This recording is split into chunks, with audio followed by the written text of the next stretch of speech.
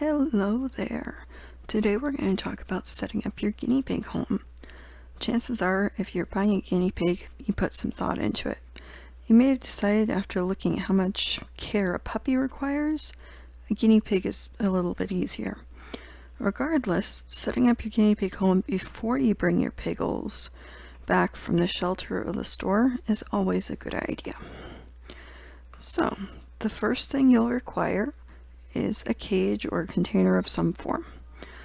Setting up your piggles home begins with this container because your guinea pig will live in it full time.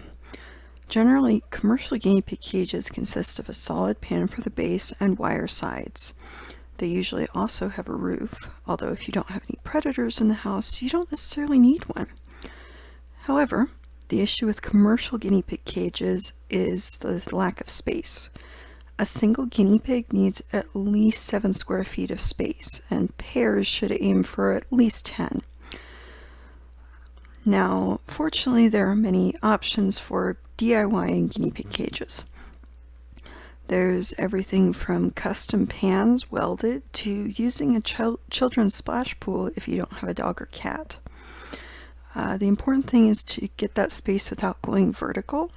Guinea pigs are not fabulous climbers, so platforms don't exactly do a lot for them. It's just the way it is. Now, let's talk about bedding. Bedding is what you put in the bottom of the cage to absorb the various excretions. Guinea pig skin is sensitive, so using the wrong bedding can negatively affect their health. You'll need to avoid things like pine, cedar, and similar bedding components. Otherwise, your guinea pig may develop chronic skin conditions or even respiratory issues. Additionally, litter, whether it's cat litter or something designed for small animals, straw and corn cobs also pose problems. Instead, there are several options for setting up your guinea pig cage with bedding. Composite bedding blends offer absorption and odor control. Paper bedding is absorbent but cannot have anything printed on it, which means using the newsprint you already have doesn't work for guinea pigs.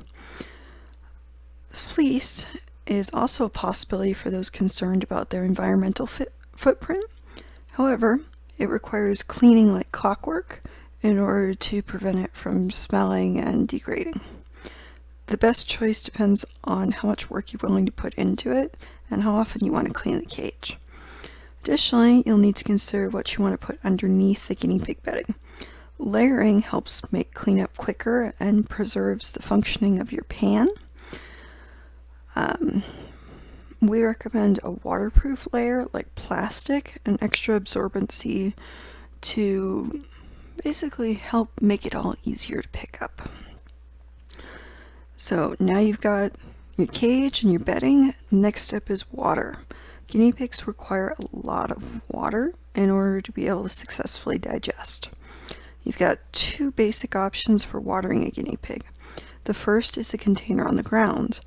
This way is closest to what guinea pigs would have access to in their natural habitat. However, your guinea pig may flip the dish over, which causes a flood, which means you have to clean the cage because the bedding smells bad. Additionally, these dishes on the ground tend to have a capacity issue, and you may have to fill the bowl multiple times a day, which is a problem if you are not home. The other option is a bottle that hangs off the side of the cage.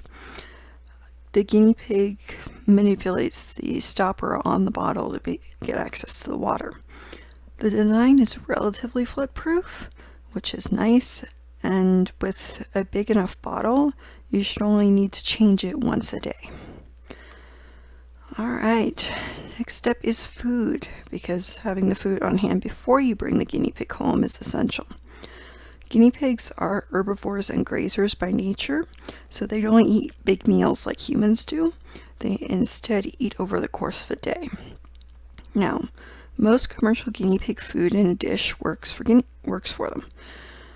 You should also supply grasses and leafy dark greens in order to kind of get them that balanced nutrition we all want.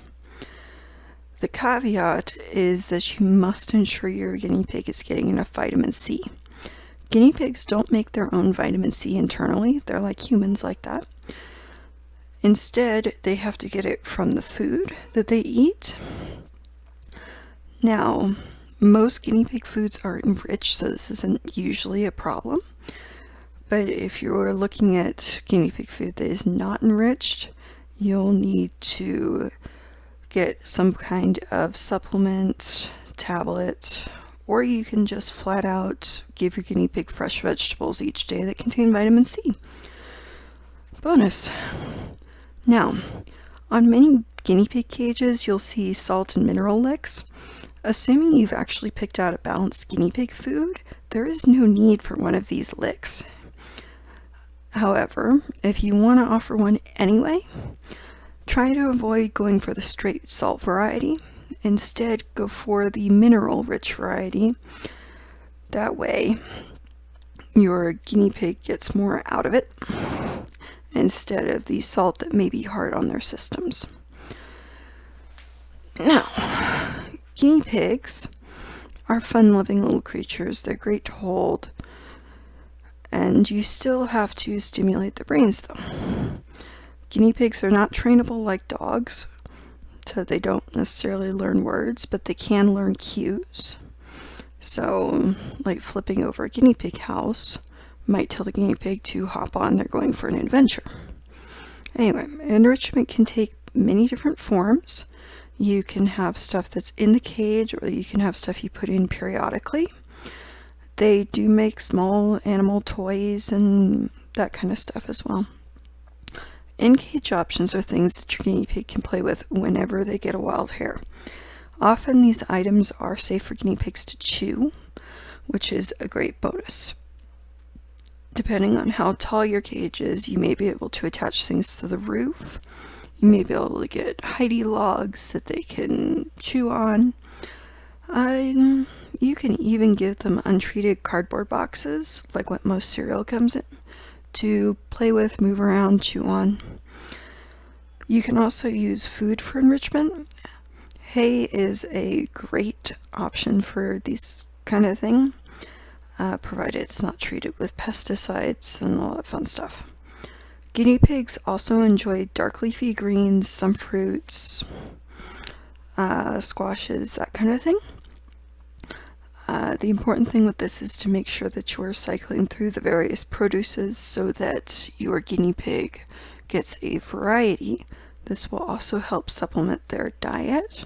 Just make sure you're never feeding them things that produce gas, like broccoli or beans, or potatoes and things like that, because they're not actually good for your guinea pig. The last consideration is transit. While no one wants to think about the vet, sometimes it's necessary. Having like a small cat carrier when you're setting up your guinea pig home is a good idea, and then you just put towels in the bottom and off you go. You can also use paper towels if you really want the easy one. This carrier is also great for bringing your guinea pig home in from wherever you're going to get it. Anyway, that concludes today's talk. Make sure you subscribe below and check out guineapigcenter.com for more. Have a good day.